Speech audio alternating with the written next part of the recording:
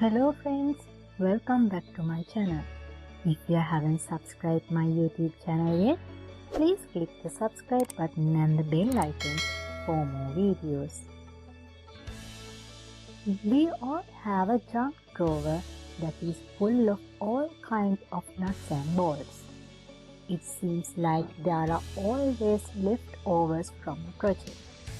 The plan is to save them for another day or project.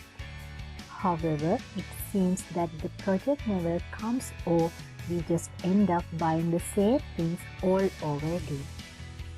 That is why we came up with a collection of things to make out of all nuts and bolts. I figured that it was time to put all that hardware to use in a creative way. Recycling all nuts and bolts for craft projects is a great way to eliminate waste and create something unique.